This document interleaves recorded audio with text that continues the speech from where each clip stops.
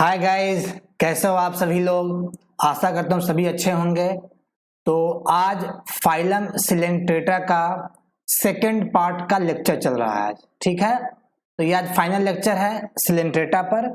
इससे पहले मैंने फाइलम पोरीफेरा पर ऑलरेडी मैंने 4 पार्ट में लेक्चर लेके इसको कंप्लीट कर चुका हूं, ठीक है। चलिए देखते हैं इस लेक्चर में आज क्या कवर करने वाले हैं।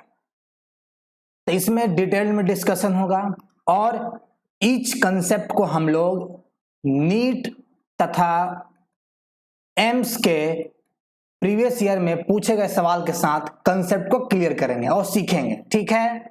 और लास्ट में हम लोग क्या करेंगे, क्योंकि आज सिलेंट्रेटा का लास्ट लेक्चर है, तो जितने भी फीचर्स मैंने पढ़ाया है और आज जो पढ़ाऊंगा उन सभी फीचर्स को हम लोग इंक्लूड करके एक छोटा सा ट्रिक बना करके सारे फीचर्स को वन वे में याद करेंगे, क्योंकि एग्जाम पॉइंट ऑफ व्यू से काफी ज्यादा इंपॉर्टेंट है। चलिए आगे बढ़ते हैं, लेक्चर को शुरुआत करते हैं। सभी बच्चे कॉपी कलम लेके बैठ जाइए, ठीक है। तो आज हम लोग पढ़ेंगे सिलेंट्रेटा का रिप्रोडक्शन। इस सिलेंट्रेटा में रिप्रोडक्शन कैसे होता है। आपको पता है कि रिप्रोडक्शन 2 मोड से होता है, एक है सेक्सुअल मोड, दूसरा है एसेक्सुअल मोड, ठीक है। सेक्सुअल मोड में कैसे होगा, सेक्सुअल मोड होता है गैमेट फॉर्मेशन से। इसको समझिए कैसे गैमेट फॉर्मेशन से होगा। इसमें क्या होगा कि आपका मेल गैमेट बनेगा स्पर्म और फीमेल गैमेट बनेगा ओवम। यहां तक क्लियर हो गया, आशा करता हूं समझ पा रहे होंगे। अब क्या होगा, ये मेल और फीमेल गैमेट आपस में फ्यूज करेंगे तो क्या बनाएंगे, जाइगोट बनाएंगे। इसी फ्यूजन प्रोसेस को कहते हैं फर्टिलाइजेशन कहते हैं। क्या कहते हैं इसको, फर्टिलाइजेशन कहते हैं, ठीक है। अब क्या होगा, इस जाइगोट से 2 सेल स्टेज बनेगा, सेल 4 सेल स्टेज, और धीरे धीरे करते करते ये फाइनली एक एडल्ट का फॉर्मेशन ये कर देता है। ये है sexual mode of reproduction. Clear हो गया, कोई समस्या कोई दिक्कत तो नहीं है, ठीक है। और यहां पर एक बात और बता दूं यहां पर कि यहां जो फर्टिलाइजेशन जो होता है सेक्सुअल मोड में, यह फर्टिलाइजेशन पानी में होता है, एक्सटर्नल फर्टिलाइजेशन है। सिलेंट्रेटा के ऑर्गेनिज्म के बॉडी में नहीं, ये पानी में होता है, ठीक है। आया समझ में। तो पानी में ही मेल और फीमेल अपना अपना गैमेट रिलीज करेंगे और वाटर में ही इसका फ्यूजन होकर गैमेट बनेगा। फिर गैमेट से आपका फ्यूजन होकर के ये जाइगोट बनेगा, और जाइगोट से फिर आपका आगे 2 सेल स्टेज 4 सेल स्टेज और फाइनली आपका एडल्ट में बन के कन्वर्ट हो जाता है। आशा करता हूं आप समझ पाए होंगे चीजों को, ठीक है। अब चलते हैं बर्डिंग मोड में, ठीक है। तो बर्डिंग मोड की बात करेंगे तो यहां भी छोटा सा बर्ड का फॉर्मेशन होगा और इससे एक कंप्लीट एडल्ट का फॉर्मेशन हो जाता है। तो जिस प्रकार से पोरीफेरा में बर्डिंग होता है, उसी प्रकार से सिलेंट्रेटा में भी बर्डिंग होता है। आशा करता हूं इस कंसेप्ट को आप समझ पाए होंगे, ठीक है। चलिए आगे बढ़ते हैं और देखते हैं इस पर आधारित कोई सवाल आया था कि नीट में नहीं आया था। चलिए, तो ये क्वेश्चन नीट में आ चुका है। 1993 में क्वेश्चन पूछा था। देखिए क्या क्वेश्चन पूछा था, क्वेश्चन है कि budding is a normal mode of asexual reproduction in, मतलब इनमें से दिए गए ऑर्गेनिज्म में किसमें बर्डिंग नॉर्मल मोड होता है एसेक्सुअल रिप्रोडक्शन का, यही ढूंढना है। तो हम लोग पढ़ चुके हैं कि किसमें किसमें होता है, सिलेंट्रेटा में पढ़े अभी, और उससे पहले हमने पोरीफेरा में पढ़ चुके हैं कि इसमें बर्डिंग होता है। अब चलिए ढूंढते हैं सिलेंट्रेटा और पोरीफेरा का एग्जाम्पल। ऑप्शन ए में क्या है, स्टारफिश जो इकाइनोडर्मेटा है, इसमें नहीं होता है, तो ऑप्शन ए गलत हो गया। ऑप्शन बी की बात करें, हाइड्रा क्या है आपका, हाइड्रा आपका सिलेंट्रेटा ये फाइला में आता है, समझ में आ रही है बात। और स्पॉन्जेस की बात करेंगे तो ये आपका पोरीफेरा में आता है, यानी ऑप्शन बी में दोनों आ गए, सिलेंट्रेटा भी है पोरीफेरा भी है, इसी में होता है normal mode of asexual reproduction. Clear हो गया, आई बात समझ में। ऑप्शन सी गलत, क्योंकि यहाँ टेप वॉर्म है, प्लेटिहेल्मिन्थस, यहाँ नहीं होगा। ऑप्शन डी स्टारफिश, यहां भी नहीं होगा, तो only option B is the correct answer for this question. ठीक है, आई समझ में। चलिए आगे बढ़ते हैं। अब हम बात करेंगे कि सिलेंट्रेटा में एक और इसमें फीचर्स होता हुआ फीचर है बॉडी फॉर्म, यानी एक ही ऑर्गेनिज्म में एक से ज्यादा उसका फॉर्म होता है, बॉडी का फॉर्मेशन एक से ज्यादा होता है। कौन कौन सा है? तो एक फॉर्म है पोलिप, दूसरा फॉर्म है मेडुसा। क्लियर हो गया, कोई समस्या नहीं। अब नीचे देखिए मैंने एक डायग्राम लगाया है, एडेम्सिया का डायग्राम। ये जो डायग्राम एडेम्सिया का है यही पोलिप फॉर्म है। यहां डायग्राम लगाया है ऑरेलिया का, ये आपका मेडुसा फॉर्म है। फिगर से भी आपको समझ में आ गया। अब चलिए इसको और आगे समझते हैं लिटरेचर से क्या है। पोलिप सेसाइल होता है, सेसाइल मतलब फिक्स्ड होता है। ये पोलिप है ना, तो यहां पर ये फिक्स्ड होता है सबस्ट्रेटम के साथ, ये सबस्ट्रेटम है तो यहां पोलिप फिक्स रहेगा। ठीक हो गया, आई समझ में बात। आगे बढ़ते हैं। ये सिलिंड्रिकल है, सिलिंड्रिकल, यहां देखिए ये आपका सिलिंड्रिकल सामान दिख रहा है। ठीक है, ये भी क्लियर है। एग्जाम्पल के तौर पर देखिए हाइड्रा और एडेम्सिया, तो हाइड्रा और एडेम्सिया में खास तौर पर पोलिप ही पाया जाता है, इसमें मेडुसा कम पाया जाता है, पाया जाएगा भी तो रिड्यूस फॉर्म में होता है। क्लियर हो गया, कोई दिक्कत कोई समस्या नहीं। आगे बढ़ते हैं। अब हम बात करेंगे मेडुसा का। मेडुसा क्या है? अम्ब्रेला शेप्ड, छाता के समान होता है। यहां देखिए, देख रहे हैं छाता के समान, ये अम्ब्रेला शेप दिख रहा है। ठीक है। फ्री स्विमिंग, यानी मेडुसा फिक्स नहीं होता है, ये मेडुसा ऐसे ऐसे तैरता रहता है, स्विमिंग करता है। ठीक, क्लियर हो गया मेडुसा के बारे में। ये किसमें है? ऑरेलिया जेलीफिश में। ये ऑरेलिया, इसी को जेलीफिश कहते हैं। ये ऑरेलिया जेलीफिश में मेडुसा कॉमनली पाया जाता है, उसमें डोमिनेंट फॉर्म में होता है। यहां पर पोलिप बहुत रिड्यूस्ड फॉर्म में पाया जाता है। ठीक है, क्लियर। चलिए आगे बढ़ते हैं। अब कुछ ऐसे ऑर्गेनिज्म हैं जैसे कि ओबेलिया, यहां हाइड्रा काट दीजिएगा, गलती से लिखा गया है ओबेलिया। ओबेलिया का ऐसा स्पीसीज है सिलेंट्रोन में जहां पर पोलिप और मेडुसा दोनों ही पाया जाता है। और आगे आने वाले स्लाइड में आपको बताएंगे कि ओबेलिया में मेटाजेनेसिस होता है, आगे बताएंगे। तो याद रखिए ओबेलिया में पोलिप और मेडुसा दोनों होता है। ठीक है, आई समझ में, कोई दिक्कत तो नहीं। चलिए आगे बढ़ते हैं। अब बात करेंगे डेवलपमेंट का, यानी जब मेल गैमेट और फीमेल गैमेट दोनों फ्यूज किया तो बना जाइगोट। ठीक है, अब ये जाइगोट से फर्दर डेवलपमेंट होगा जाइगोट का, तो क्या बनेगा? फाइनली एडल्ट बनेगा। सारे बच्चे स्क्रीन पर ध्यान दीजिए, समझ में आएगा। अब क्या होगा कि जाइगोट और एडल्ट, जाइगोट से बना एडल्ट, अगर बीच में कोई ऐसा फेज हो जहां पर लार्वा का भी फॉर्मेशन हो रहा है, तब कहेंगे कि इनका डेवलपमेंट इनडायरेक्ट है। इसलिए सिलेंट्रेटा में प्लानुला लार्वा होता है और इनका डेवलपमेंट इनडायरेक्ट है। ठीक उसी प्रकार पोरीफेरा में भी डेवलपमेंट इनडायरेक्ट था। क्लियर हुआ, कोई समस्या तो नहीं। अगर डायरेक्ट डेवलपमेंट होगा तो इसमें लार्वल फॉर्मेशन नहीं होगा। जैसे ह्यूमन बींग्स में डायरेक्ट डेवलपमेंट है, यहां पर लार्वल फॉर्मेशन नहीं होता है। आई समझे बात, कोई दिक्कत तो नहीं है किसी को। चलिए आगे बढ़ते हैं। अब बात करते हैं ऑर्गन सिस्टम्स का।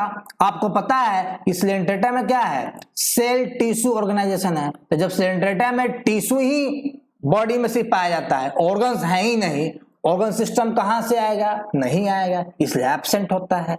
क्लियर हुआ, आगे बढ़ते हैं। डाइजेशन की बात करें तो यहां इंट्रा सेलुलर डाइजेशन, यानी सेल के विदिन, यहां within the cell digestion होता है। और एक्स्ट्रा सेलुलर भी है, यानी आउटसाइड द सेल भी डाइजेशन होता है, आउटसाइड द सेल भी डाइजेशन होता है। क्लियर हो गया, कोई समस्या तो नहीं। चलिए आगे बढ़ते हैं। अब बात करेंगे रेस्पायरेशंस का।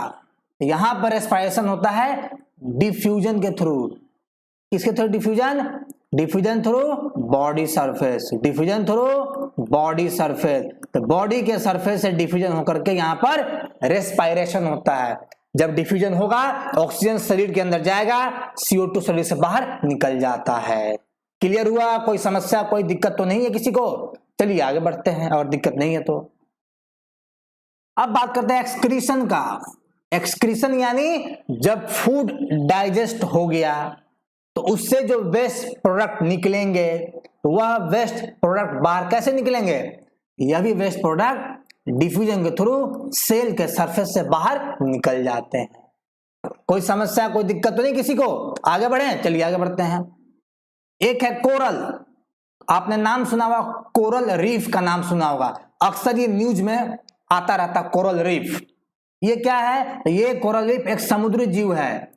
कॉलोनियल का मतलब होता है ये समूह में पाए जाने वाला आदमी है, कॉलोनी बना कर रहते हैं। और ये सिलेंट्रेटा है, तो सिलेंट्रेटा कौन सा फॉर्म होगा?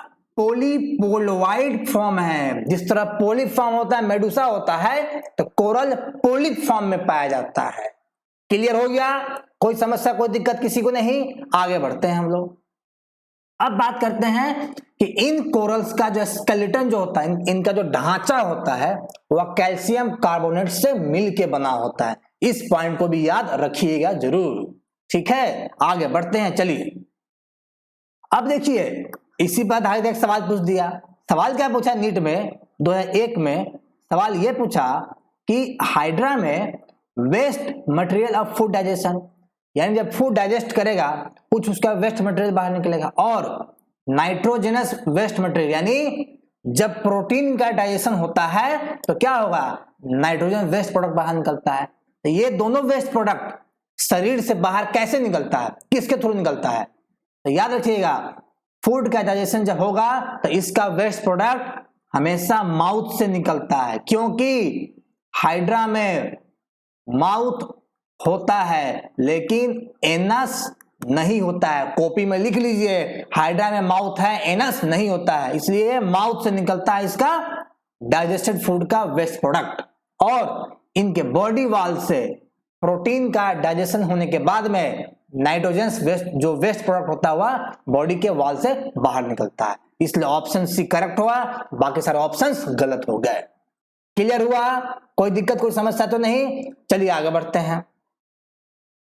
अब सबसे इंपॉर्टेंट पार्ट, ओबेलिया में मेटाजेनेसिस। लिखिए, मेटाजेनेसिस को हम कहते हैं ऑल्टरनेशन ऑफ जेनरेशन। अभी समझाते हैं, टेंशन ना लीजिए। Alternation of generation. अब समझिए कि ऑल्टरनेशन ऑफ जेनरेशन का मतलब क्या है। इसका मतलब यह होता है कि आपको पता है कि सिलेंट्रेटा में दो फॉर्म है, पोलिप फॉर्म है और मेडुसा फॉर्म है। तो ये पोलिप जब मेडुसा में कन्वर्ट होगा, अब मेडुसा जब पोलिप में वापस कन्वर्ट होगा, इसी को कहते हैं ऑल्टरनेशन ऑफ जनरेशन। यानी पोलिप से मेडुसा, अब मेडुसा से पोलिप। दूसरे शब्दों में कहा जाए तो एसेक्सुअल से सेक्सुअल स्टेज और सेक्सुअल से एसेक्सुअल स्टेज, इसी को कहते हैं ऑल्टरनेशन ऑफ जनरेशन। आया बात समझ में? कोई दिक्कत, कोई समस्या हो तो लिखिएगा। अब थोड़ा और समझ लीजिए बातों को कि पोलिप एसेक्सुअली मेडुसा बनाता है कैसे। तो पोलिप क्या करेगा? बडिंग करेगा। पोलिप में बडिंग होता है, तो पोलिप बडिंग करके क्या करेगा? मेडुसा बनाएगा। बडिंग किया, बडी से क्या बना? मेडुसा बना। यह क्लियर हो गया होगा? कोई समस्या, कोई दिक्कत आपको नहीं होगा, ठीक है? अब देखते हैं, जब मेडुसा बन गया तो ये मेडुसा क्या करेगा? सेक्सुअली, मतलब ये मेडुसा आपका मेल गैमेट बनाएगा, ये मेडुसा फीमेल गैमेट बनाएगा, दोनों फ्यूज करेगा, बनेगा जाइगोट। अब ये जाइगोट फर्दर डेवलप करते हुए क्या करेगा? पोलिप को बनाएगा। आया बात समझ में कि पोलिप बडिंग करेगा तो बनाएगा मेडुसा एसेक्सुअली, और मेडुसा जब मेल गैमेट और फीमेल गैमेट बनाएगा, दोनों को फ्यूज करके जाइगोट बना देगा, और ये जाइगोट फर्दर डेवलप करके क्या बनाएंगे? पोलिप। ये बनेगा sexually. This alternation of asexual to sexual and sexual to asexual is known as metagenesis या alternation of generation in obelia. आशा करता हूं कि आप समझ गए होंगे और जीवन में कभी भूलेंगे नहीं। चलिए आगे बढ़ते हैं हम लोग। इसी मेटाजेनेसिस पर आधारित नीट में दो सवाल आया, उसको देखते हैं। मेटाजेनेसिस क्या है? सीधे ढूंढिए भाई, कौन सा ऑप्शन है? Alternation of generation between asexual and sexual phases of organism. Option D गलत, ऑप्शन डी गलत, एक क्लिक, सॉरी ऑप्शन डी सही है, एक क्लिक में सही हो गया, बाकी ऑप्शंस गलत हो गया, वो समय निकल जाएगा बाहर। Question number 4, most appropriate term to describe the life cycle of obelia. याद रखिएगा कि लाइफ साइकिल को क्या कहते हैं, मेटाजेनेसिस भी कहते हैं, क्योंकि ओबेलिया में मेटाजेनेसिस होकर के पोलिप से मेडुसा बना, मेडुसा से पोलिप बना, तो उसको लाइफ साइकिल भी कहते हैं। तो इसका मोस्ट एप्रोप्रिएट टर्म क्या होगा, मेटाजेनेसिस होगा। मेटामॉर्फोसिस नहीं होगा, नियोटिन नहीं होगा, ऑल ऑफ द अबव नहीं होगा। Only option C is correct. Clear हो गया, कोई समस्या कोई दिक्कत नहीं, आगे बढ़ते चलिए। अब लास्ट में मोस्ट अवेटिंग जो पॉइंट है वह पॉइंट ये है कि अब आपको समझाएंगे कि निडारियंस में जो फीचर्स हमने पढ़ाया उसको वन वे में एक ट्रिक के साथ सबको कैसे आप याद करेंगे। सारे बच्चे स्क्रीन पर ध्यान दीजिए, कलम उठाइए, कॉपी में लिखना शुरू कीजिए। कैसे याद करेंगे, देखिए ऐसे याद कीजिएगा, mister Gandhi travel in DMRC. Gandhi ji हैं जो डीएमआरसी यानी दिल्ली मेट्रो रेलवे कॉर्पोरेशन से ट्रेवल कर रहे हैं। अब इसको डिकोड करते हैं। एम फॉर मेटाजेनेसिस याद करते रहिए, आर फॉर रेडियल सिमेट्री होता है सिलेंट्रेटा में, जी फॉर गैस्ट्रोवैस्कुलर कैविटी सिलेंट्रेटा में होता है जिसको सिलेंट्रॉन भी कहते हैं। आगे बढ़े, ए फॉर एसिलोमेट होता है सिलेंट्रेटा में, एन फॉर नीमेटोसिट होता है सिलेंट्रेटा में, डी फॉर डिप्लोब्लास्ट होता है सिलेंट्रेटा में, आई फॉर इंट्रासेलुलर डाइजेशन होता है सिलेंट्रेटा में, टी फॉर टिश्यू या टेंट्रिकल्स होता है सिलेंट्रेटा में, E for extra cellular digestion होता है सिलेंट्रेटा में, डी फॉर डिफ्यूजन होता है, एम फॉर मेडुसा और एम फॉर मेसोग्लिया भी होता है। आर का मतलब नहीं है, काट दीजिए, और सी का मतलब होता है नीडोब्लास्ट और सी से कोरल। तो आपने वन वे में एक छोटे से ट्रिक के साथ सिलेंट्रेटा के सारे फीचर्स को दिमाग में बैठा लिए। ये मैं उन बच्चों के लिए दिया हूं जो बच्चे चाहते हैं कि एग्जाम के दिन तुरंत याद कर ले, तो आप याद कर सकते हो, ठीक है। लेकिन ट्रिक तो कहीं भूल भी सकते हो आप, तो कोशिश कीजिएगा जो मैंने समझाया उसको दिमाग में बैठा के रखिएगा, ठीक है। चलिए आगे बढ़ते हैं और इस पर आधारित एक और सवाल बना लीजिए। दो मिक्स सवाल है। मिक्स सवाल देखिए क्या है, which of the following is not applicable to coelenterata. इसमें कौन सा दिया हुआ चार ऑप्शन सिलेंट्रेटा से संबंधित नहीं है। पहले ढूंढ लो कि सिलेंट्रेटा से कौन संबंधित है। तो सिलेंट्रॉन होता है, संबंधित है, ऑप्शन बी गलत। निमेटोब्लास्ट होता है, गलत। रेडियल सिमेट्री होता है, गलत। लास्ट में क्या बचा, चोनोसाइट, ये पोरीफेरा में होता है, सिलेंट्रेटा में नहीं होता है। ऑप्शन ए करेक्ट हो गया। क्लियर हो गया, कोई दिक्कत कोई समस्या तो नहीं है। चलिए आगे बढ़ते हैं। क्वेश्चन में छठा देखते हैं, इसमें कौन सा एनिमल है जिसमें पोरस बॉडी होता है और वो डिप्लोब्लास्ट है। आपको पढ़ा चुका हूं कि पोरीफेरा जो फाइलम है, पोरी का मतलब ये होता है पोर, फेरा मतलब बेयरिंग, यानी पोर बेयरिंग एनिमल, ऐसा एनिमल जिनके बॉडी में छोटे छोटे छिद्र है, पोरीफेरा है। देखो भाई पोरीफेरा कहाँ एग्जाम्पल दिया है, ऑरेलिया ऑप्शन ए में दिया है, गलत है क्योंकि ऑरेलिया होता है सिलेंट्रेटा में। ऑप्शन बी में एडेम्सिया दिया है, सिलेंट्रेटा गलत ऑप्शन हो गया। ऑप्शन सी में लिकोसोलेनिया और स्पोंजिला, दोनों ही पोरीफेरा का है, इसलिए ऑप्शन सी सही हो गया। डी में साइकोन ये है बट हाइड्रा, गलत हो गया, इसलिए ऑप्शन ए गलत, बी गलत, डी गलत, only option C is the correct answer for this question. आशा करता हूं आप समझ पाए होंगे, चीजों को देख पा रहे होंगे। चलिए आगे बढ़ते हैं।